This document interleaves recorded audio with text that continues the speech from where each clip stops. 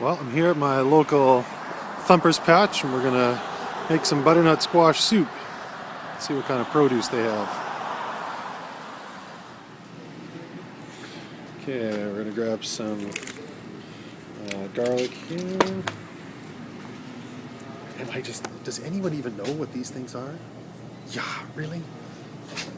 Take an onion.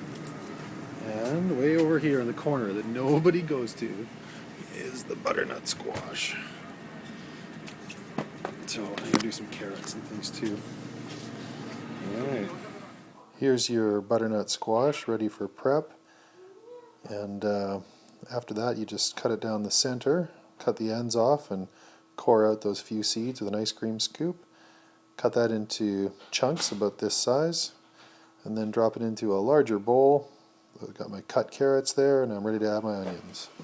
Okay, I got a camera crew here. This is the way I cut onions, end to end, from the long way through like this, and then one cut down the center. So you can fairly easily pull back this outside membrane here. Sometimes it just peels back like that. This works both for dicing and for cutting into longer strips. Oh, it's not working at all, is it? Soon I'm gonna cry. And we'll just cut some long pieces like this, and they go into here. And separate them a little bit. This is also how I cut onions fine. Make a number of cuts through like this, and you can see how this basically still holds together. And you're using the rings to help you, and then you go through the front, and they're automatically in little chunks. Saves time and tears.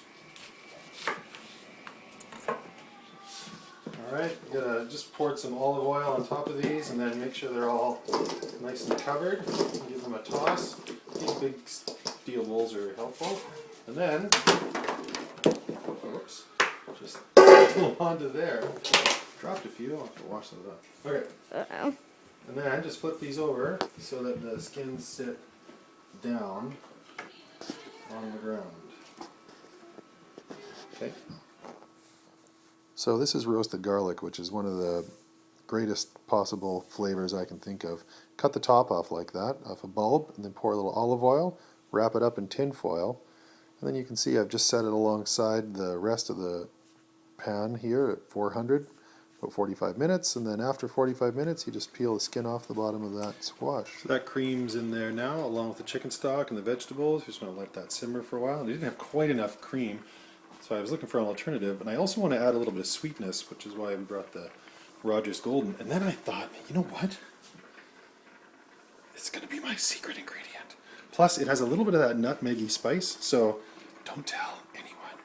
But we're going to try about a quarter cup of eggnog. And we'll see if it works. So, okay.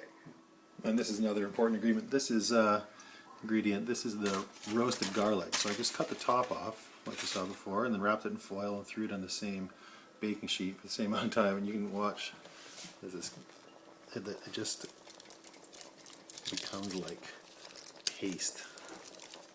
Ow, it's a little bit hot. So I'm going to dig the rest out of there, but isn't that awesome? I love that.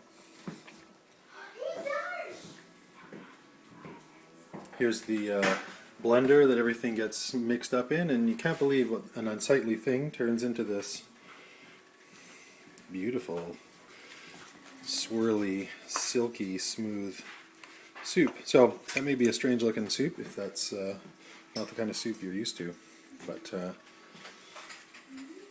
great tasting. Alright, okay, so this is the finished product. Oh, nice. Thank you for the reveal, Mr. Rain. Nice. Alright.